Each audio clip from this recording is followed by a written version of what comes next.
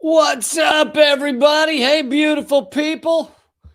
I got a hell of a show for you today. I've got two-time presidential candidate Jill Stein joining me today.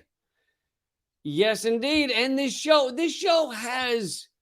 episode has both Jill Stein and Chris Hedges. Now, that's a fuck of an episode right there. Uh, Jill Stein is going to be joining in the human fleshy form, and Chris Hedges is going to be joining in the article column form. So I got both for you. If you want to see Chris Hedges in the fleshy form, I had him on a few months ago. But anyway, Jill Stein will be here. We're going to dig into a lot of things about canceling student loan debt, about her fight with the FEC, Federal Election Commission, about climate change. A lot to talk about, third parties, a lot to talk to Jill Stein about. The always wonderful Jill Stein. So we will get to that soon. She'll be here in a bit. But I want to start off with talking about what's new with Ukraine. There's always updates. It is horrifying, and so we've got to keep talking about it because it is leading us towards a nuclear oblivion, which I'm not a fan of. Here's the thing. I have tickets to see the fucking Rolling Stones in like 2 months, and I need the nuclear oblivion to be pushed off just a bit. Okay, just a bit. And then I can do that. I'm kidding. I don't actually have tickets to see that. That would be cool if I did, though. I would totally be for that. But that being said, I'm still opposed to nuclear oblivion. Before I forget, although I'll talk more about it later, but I have live shows coming up in London, Berlin, and just added Stockholm. How's that for a fucking tour? It's been so long since I played Europe. It's been like years. So, yeah, very excited. Anyway, those tickets, Berlin and London, are already up at not this website, not leecamp.net, but leecamp.com. You click schedule, you can get your tickets there. Stockholm will be up soon.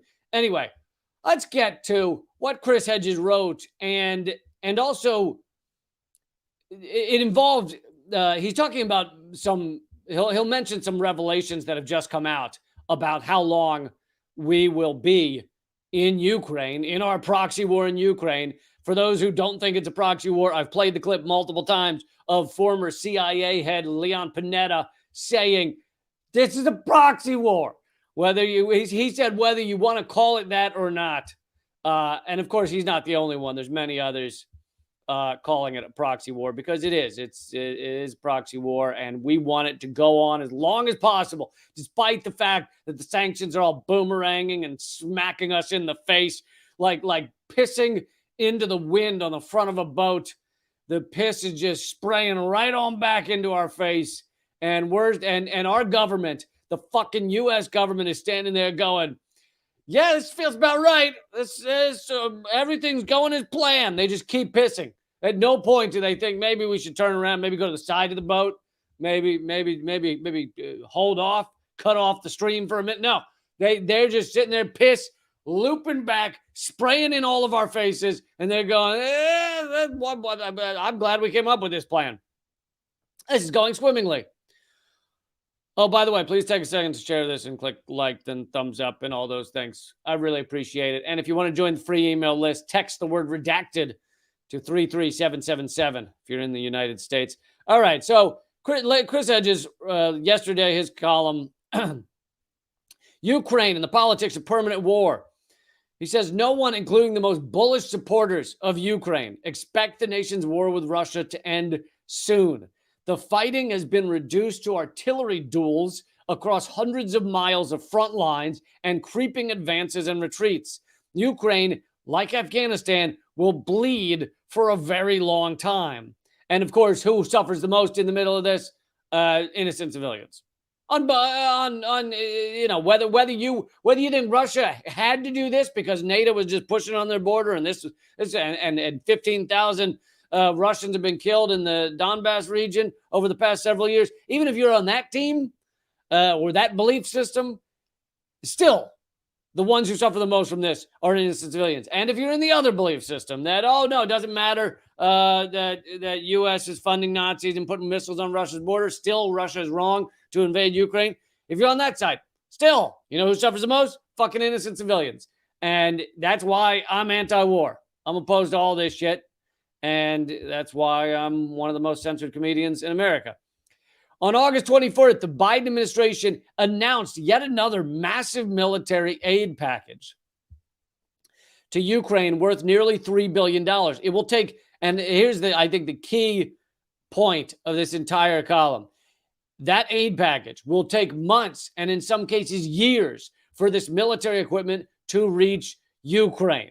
So if the U.S. didn't think and want this to go on for years, why would they allot weapons that they know won't get there for months, if not years? So it is basically Washington tacitly admitting that this is going to go on for fucking years.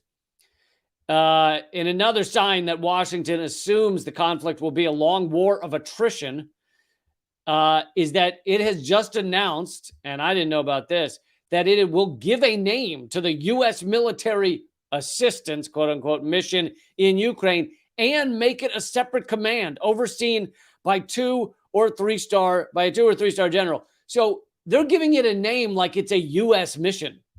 They have decided they are going to call the U.S. mission in Ukraine a specific name, you know, like Iraqi Freedom or whatever they called that one. And then, liberation, ass monkeys or whatever. They come up with a name for all this shit.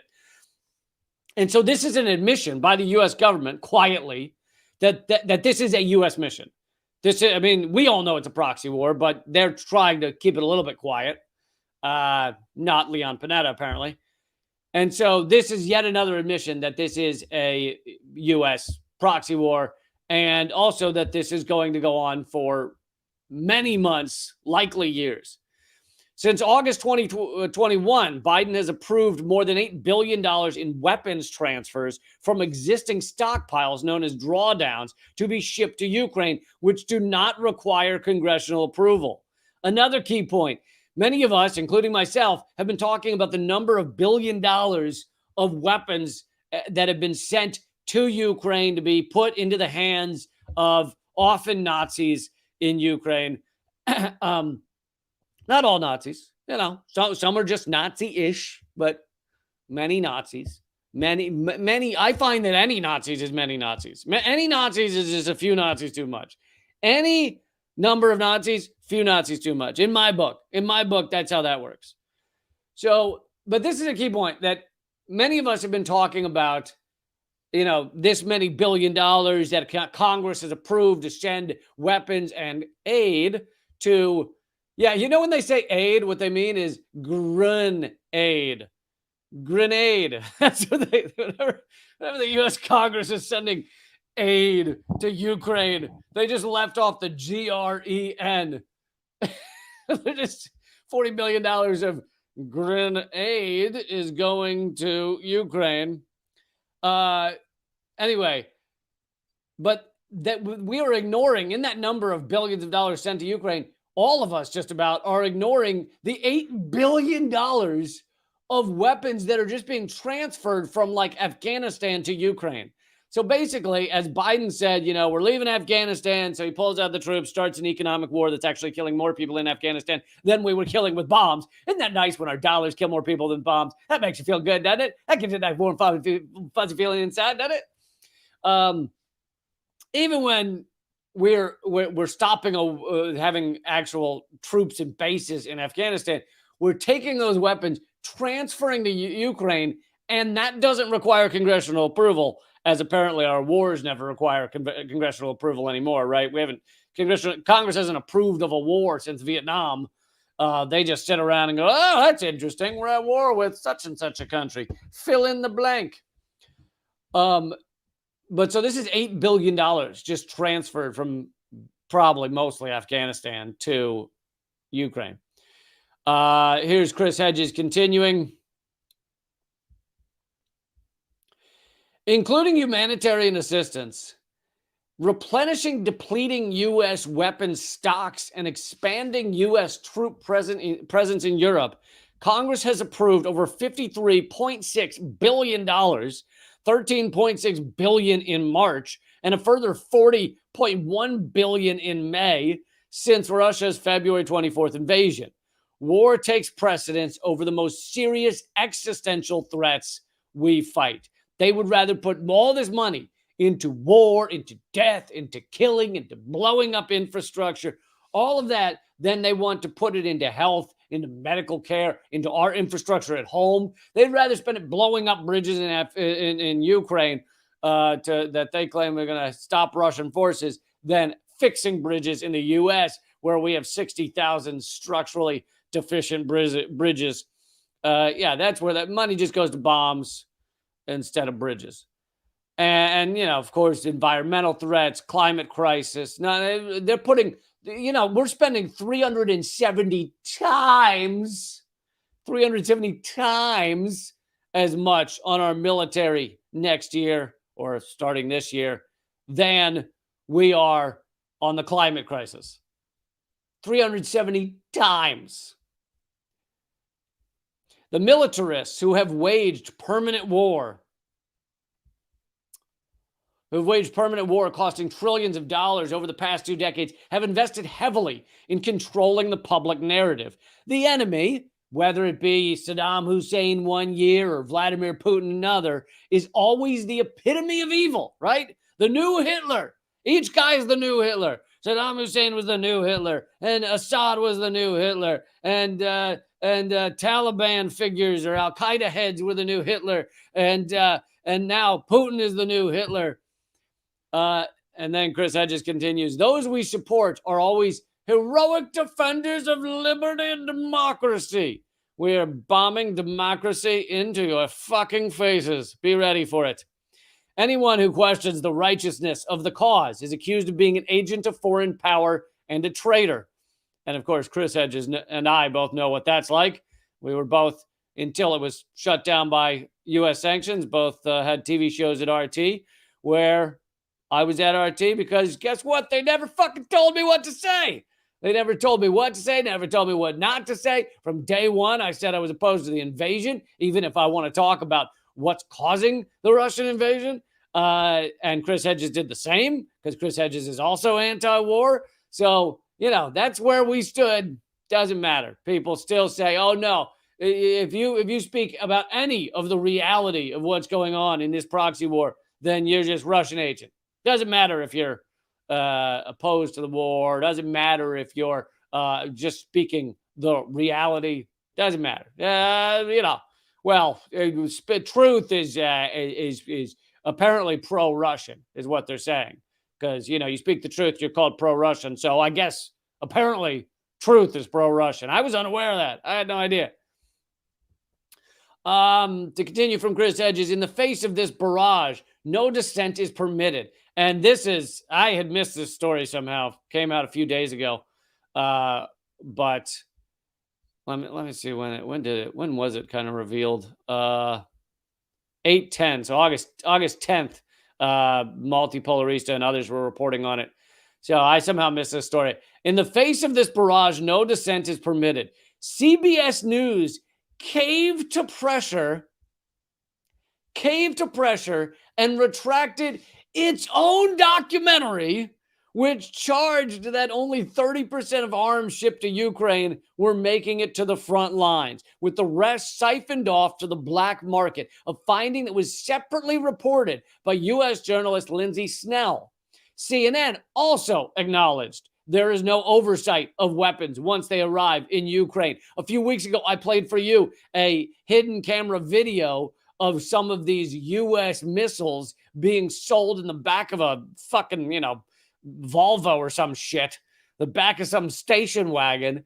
And they're going, these U.S. missiles that we're sending to Ukraine to be used by some of the Nazis there are being sent, put into the black market, and they're being sold for like $20,000 a pop, which, of course, for a missile is like fucking nothing. And I showed you video of that a few weeks ago. But this is CBS and CNN and other networks reporting on how only 30% of all the fucking bombs, guns, missiles, all the shit we're sending to Ukraine, 30%. is actually showing up in that fight in our proxy war, because it's all getting siphoned off, sold for cash into the black market. Who knows where it'll be used? Who knows what fucking children it'll kill? Doesn't matter to the U.S. government. As Chris Hedges says, war is the primary business of the U.S. empire and the bedrock of the economy. And actually, I want to show you,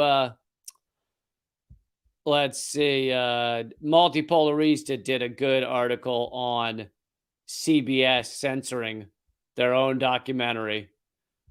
When they were called out. Basically, when Ukraine said, hey, you're not allowed to tell the truth about the fact that the U.S. arms aren't getting to the front line, they censored themselves. Under Ukrainian government pressure, CBS News censored its own documentary called Arming Ukraine, which showed that just around 30% of the weapons Western governments had sent actually go to the front lines, with widespread corruption and black markets. Under Ukrainian government pressure, major U.S. media outlet CBS News censored the documentary that it produced.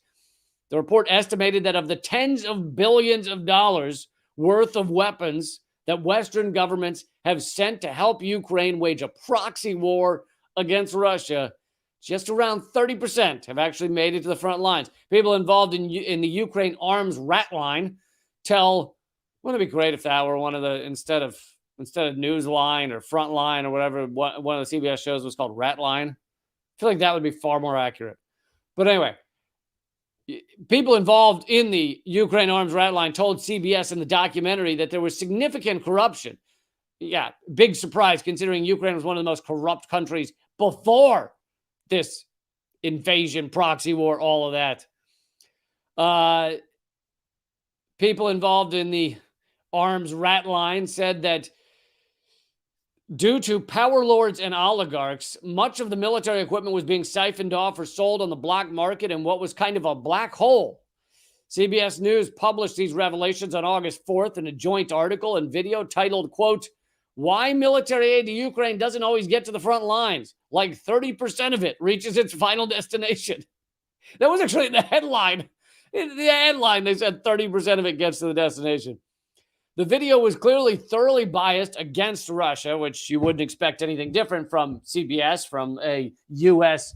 government state-run outlet. I call it state-run because we're in inverted totalitarianism ruled by the corporate state. And so if corporate America runs the government and corporate America runs CBS, then CBS is a state-run outlet. So, of course, it's going to be biased against Russia and in favor of Ukraine. However, even with that bias, it was not propagandistic enough for Ukraine and its Western backers. Under intense pressure, CBS News was forced to retract its own documentary on August 7th. It then changed the title of the accompanying article to, quote, "Why military aid in Ukraine may not always get to the front lines." We don't know what the percentages are. We don't, maybe 95%. Who knows what the percentages are? I'd rather not say right now. And please do not use the Wayback Machine. Please do not look at our website from 2 days ago. Whatever you do, don't read the same article 2 days ago. Not that it's any different. It's exactly the same. No reason to look back on what it used to say. No reason at all. So Ukraine's foreign minister condemned CBS on Twitter, said it was a good first step, but not enough. And then I love CBS tweeted out, "We removed a tweet promoting our recent documentary Arming Ukraine, which quoted the founder of the nonprofit Blue Yellow, his assessment in late April that only around 30% of the aid was reaching the front lines." I mean, you're quoting a guy. So it's not even like CBS was saying that they believe it's 30. They quote a guy who is, understands what's going on there as saying it's 30%. And that wasn't allowed. And something else Hedges doesn't mention in his article. And I covered this on my new show, The Most Censored News, which you can watch, of course, at leecamp.net or leecamp.com or all the many other places. But yeah. I hope you'll check out my new show, The Most Censored News. Anyway, one thing that I mentioned in that is Scott Ritter's analysis in Consortium News of the U.S. Congress sending funds, and a State Department official was actually there as the Ukraine created a list of journalists who were, quote, journalists and politicians who were, quote, information terrorists. On that list was Rand Paul, the fucking Congressman Rand Paul, even though he's a Republican. And the reason he's on that list is because he was demanding oversight of the billions of dollars sent to Ukraine. That's all he was demanding. And look, Rand Paul's a piece of shit for other reasons. But on this, all he was demanding is oversight of the billions of dollars sent to Ukraine, much of it landing in the hands of Nazis. And for that, he was put on a list of information terrorists. Later, they added Roger Waters, the former lead of Pink Floyd, who has been amazing on speaking out for Palestine, for Assange, for so many great causes.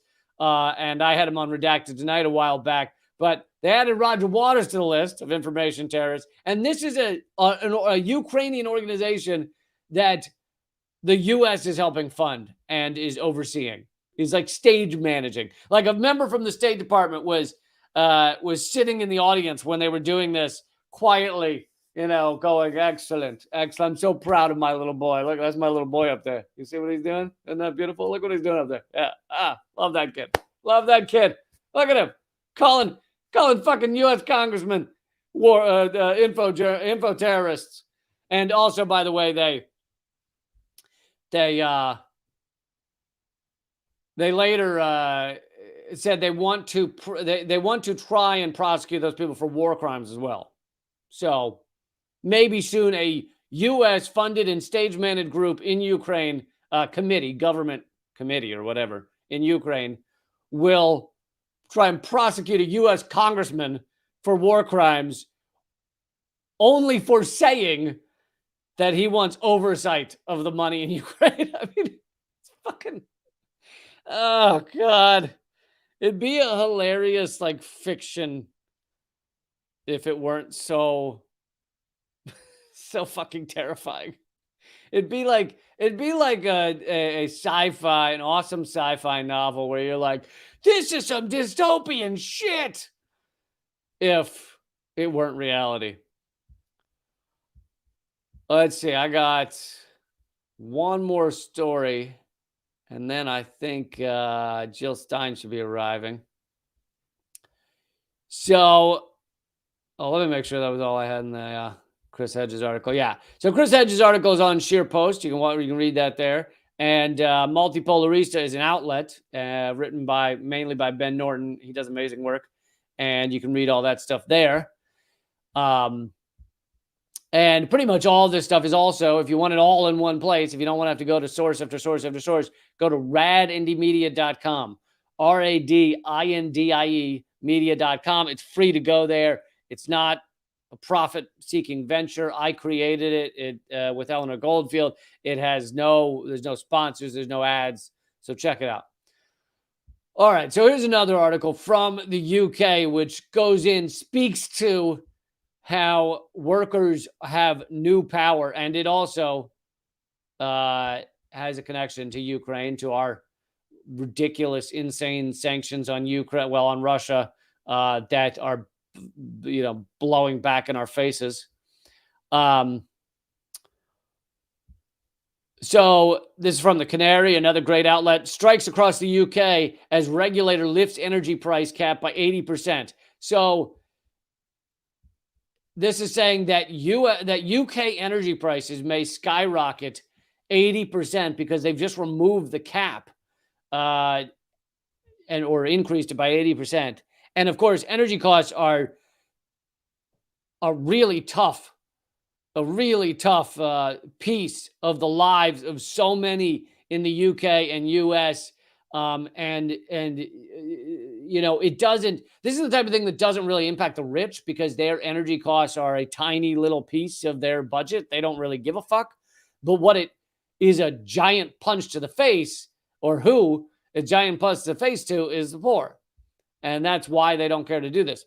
A new wave of strikes are underway across the UK, from postal workers to baristas. Organized labor is turning out on picket lines against the backdrop of looming energy cost strikes.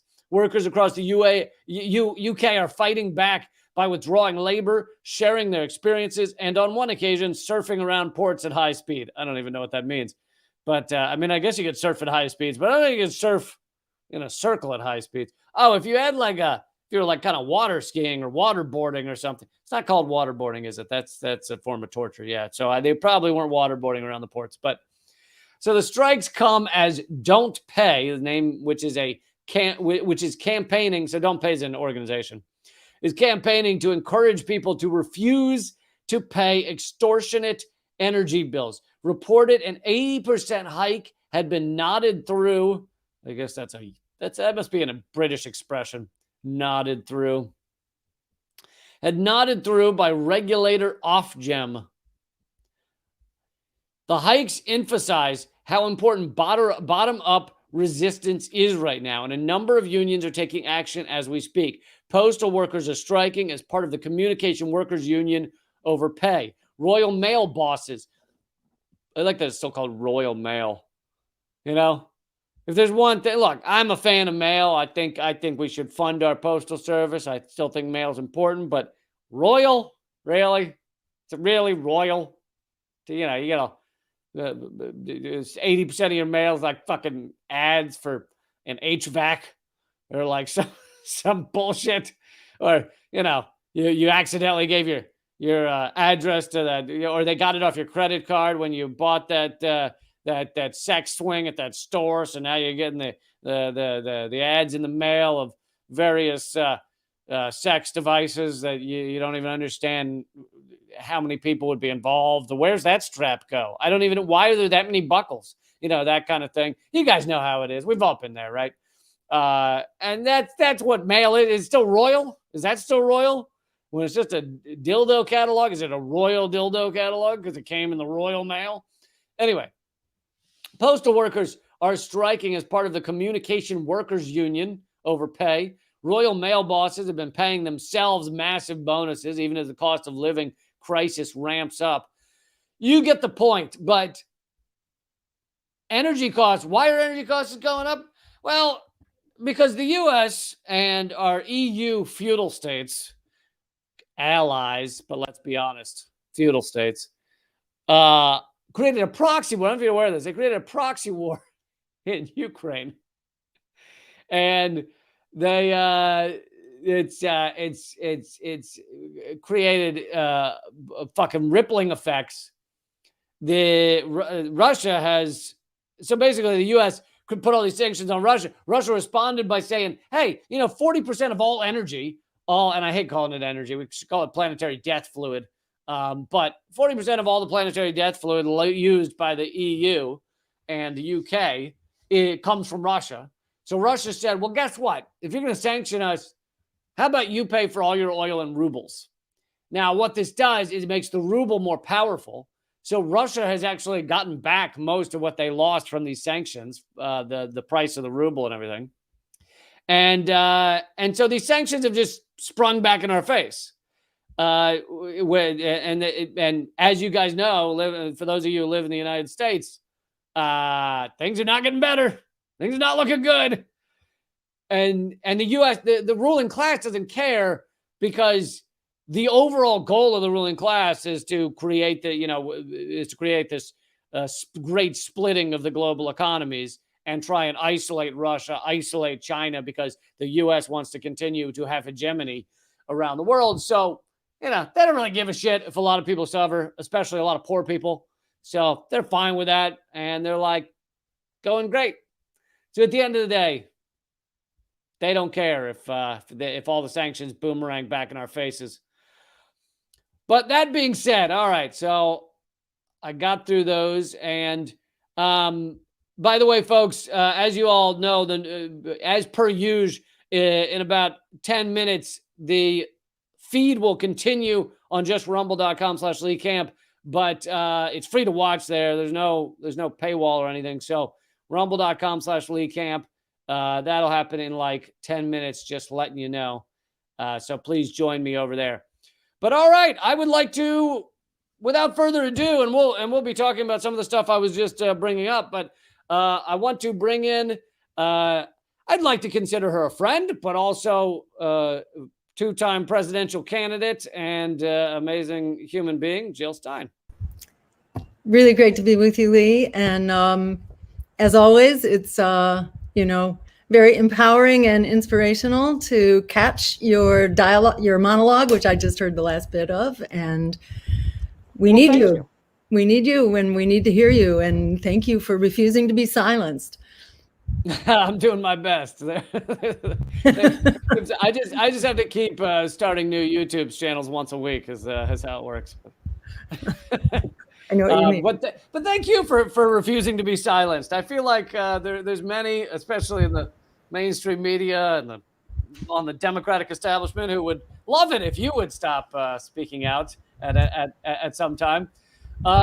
It's tough to know which. Let's start with the thing that's in the news the most right now, which is Biden has said he's canceling up to $10,000 of student loan debt for a percentage of those who are drowning under this debt. So he's canceling a percentage for a percentage. And I think you have to apply, and I think the application process ends in December. So I don't know. It may depend on how many people are aware of how to apply and then how many applications they approve and stuff like that. So that remains to be seen. But one thing I'd like to point out is that this is an idea that you and the Green Party have been talking about forever. And many in the mainstream mocked the idea of canceling student debt. They did, yes. And, take a look at my Twitter account, if you like. Dr. Jill Stein, Dr. no period, where I just sort of summarized my feelings about this in a single tweet. You may recall hearing John Oliver, just really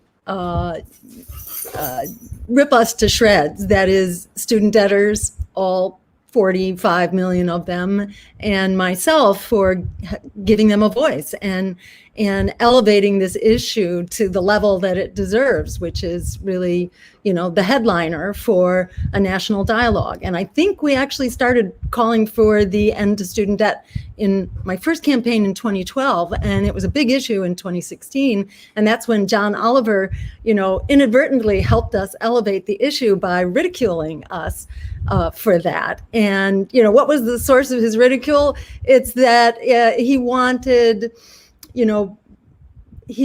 a complex financial explanation given in about, 10 seconds in a soundbite.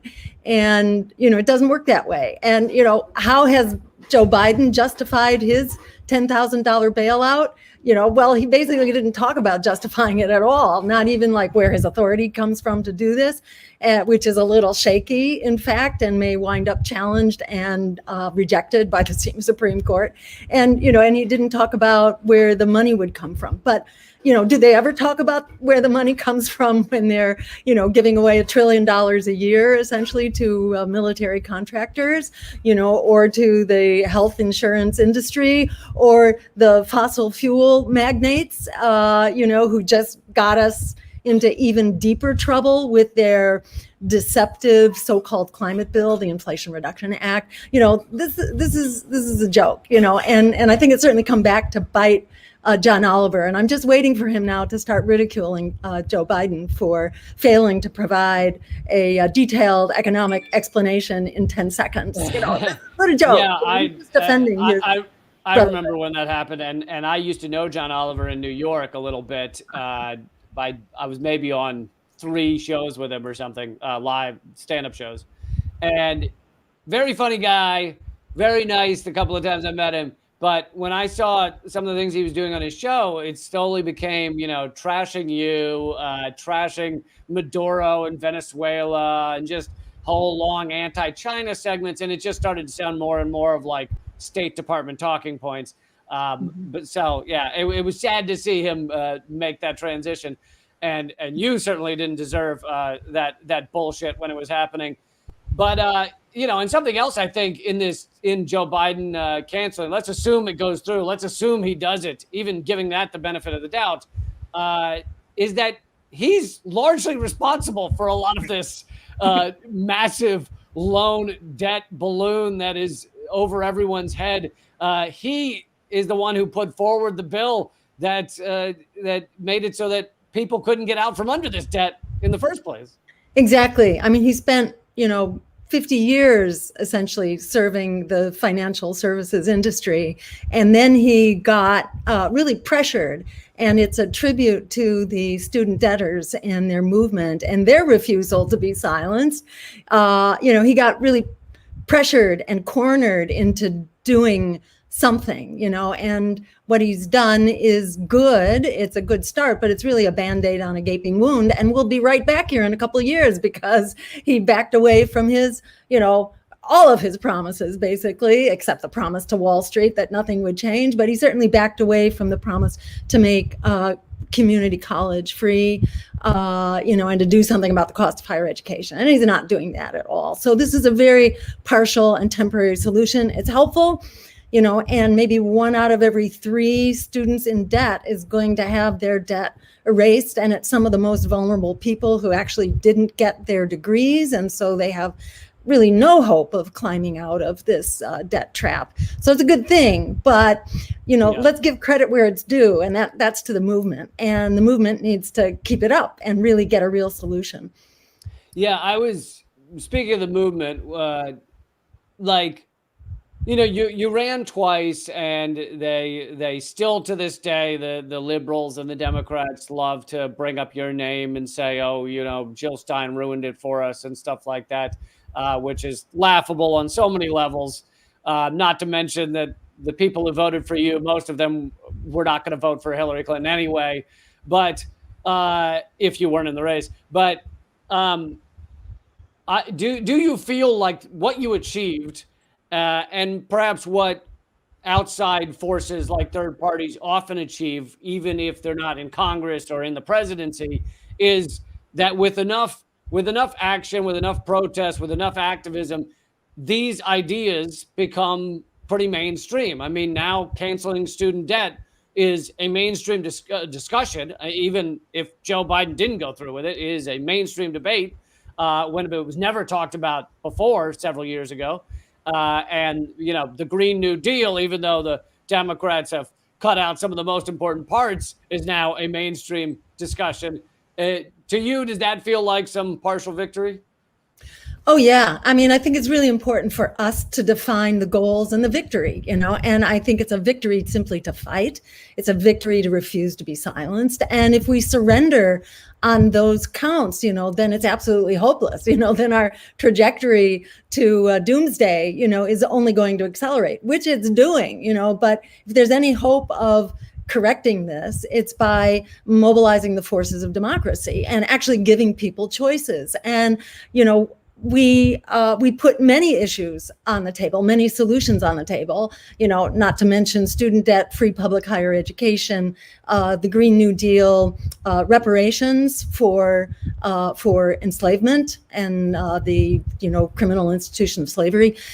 We put many things on the table that are now seriously debated and which are only being proven right. We're not going to get out of this mess without really transformative solutions that are mostly within our agenda. Where did Medicare for All come from? That was Ralph Nader, actually, who really put that on the national agenda in his 2000 race. So, you can look at throughout history, whether it's, the 40-hour week or child labor laws, you name it. I mean, it's always taken social movements and political opposition to force the hand of the corrupt political establishment. But I think we're in a categorically different era right now. We're really in the era of consequences, and that is, climate change, crushing economic inequality, endless escalating war, verging on nuclear. We can't afford to let the foxes run the chicken coop anymore. You may have seen recently this $1.6 billion political donation from this this manufacturing magnate. I don't know if you heard about this. It hasn't been covered much in mainstream media, $1.6 billion, the largest single political donation ever made, was just recently identified, like last week, by a number of organizations, including The Lever, which is worth checking out. That's David Sirota's watchdog group. He and several other groups basically identified this, I think through a leak, but the donation had been made in secret through a very covert network of financial shenanigans. It was made to a secret trust, $1.6 billion, which essentially goes into the hands now of Leonard Leo. Leonard Leo is the guy who orchestrated the conservative takeover of the Supreme Court, running the Federalist Society and another secret network. This is kind of like, sort of like ALEC, the American Legislative Exchange Network, which used to be secret. There are counterparts to that, which basically funnel billionaire donations from a handful of people into these very powerful secretive groups that coordinate election campaigns, that coordinate public relations campaigns, like around the Supreme Court nominations and so on. And they just corrupt not only our elections, but also our judicial system, our nonprofits, the appointment of judges, the actions of the the attorneys general, several a whole bunch of attorneys generals are networked through these organizations as well. They provide critical test cases, and then they provide a flurry of so-called amicus briefs, that is, these briefs filed by nonprofits that appear to be coming out of the blue, but they're all actually carefully orchestrated and coordinated to create these campaigns, to give cover, and to essentially create this hijack by the oligarchy of all of our institutions, well, most of our institutions of democracy, and, which ties into this other, major campaign issue that has always been at the head of the agenda for Greens, and that is kind of a take back democracy, or take back the promise of democracy, because we've never actually had a democracy, but it's the promise of a democracy. How do we restore that? How do we get back some of the democratic institutions, which at least were partially applied? And one of those things is ranked choice voting or proportional representation that breaks through this extortion. It's extortion when you're telling people, when you have these saturation public relations campaigns that tell us that our votes are going to do the opposite of what we want. So you can't vote for what you want. You have to hold your nose and vote for the second thing, the second worst thing. Instead of the worst thing, you vote for the second worst thing, but never vote for what you want. That's really an extortion campaign. It extorts people out of fear to vote for what they don't want. But the right to vote doesn't mean really a damn thing unless you can apply that right to vote to what you want to vote for and who you want to vote for. Ranked choice voting would do that. And cutting through the stranglehold of big money on our elections is a critical part of this as well. So there's much more to say about that $1.6 billion donation and what it's going to do and how to fight it. That's a whole lot. Something I've been trying to get people to start repeating is, something that has been mentioned is that the candidate who spends the most in the House wins over 90% of the time. The candidate spends the most in the Senate wins over 80% of the time.